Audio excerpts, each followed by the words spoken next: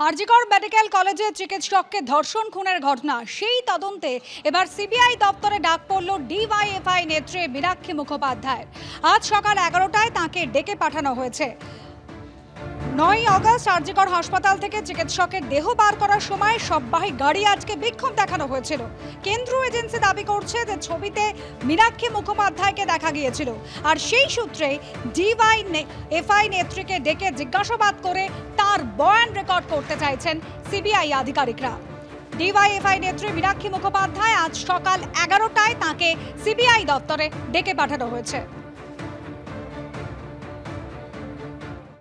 আন্দোলনকারী জুনিয়র চিকিৎসকরা বারবার করে তাদের বৈঠকে থ্রেড কালচার বন্ধের দাবিতে সরব হচ্ছেন। তারা যখন সরব হচ্ছেন তখন দেখা গেল মালদা মেডিকেল কলেজে তারাও থ্রেড কালচার বন্ধের দাবিতে সেখানকার চিকিৎসকরা তারা সরব হচ্ছেন, বিক্ষোভ দেখাচ্ছেন। অধ্যক্ষ সুপারকে ঘেরাও করে চলল বিক্ষোভ।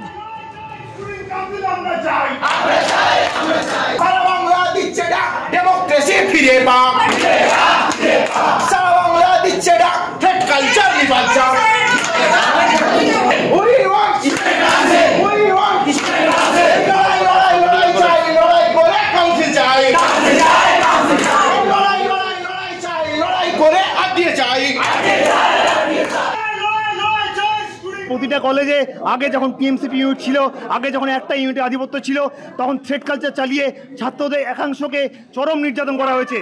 তাদেরকে ফেল করানো হয়েছে, তাদেরকে অস্ত্রের রুম দেওয়া হয়নি, তাদেরকে হুমকি দেওয়া হয়েছে, তাদের গণতান্ত্রিক অধিকার কেড়ে নেওয়া হয়েছে।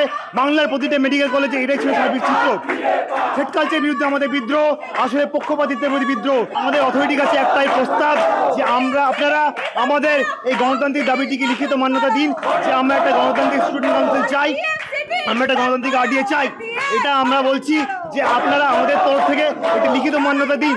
অথরিটি আমাদের বলছে যে এটা স্বাস্থ্য ভবনে পাঠিয়ে দেবো, স্বাস্থ্য ভবন দেখবে। আমরা জানি যে স্বাস্থ্য ভবন এটা দুর্নীতি আতুর ঘর, ওখানে যে দাবি যাবে সেই দাবি কফিনবন্দি হয়ে পড়ে থাকবে, সেটা কখনো ফেরত হবে না।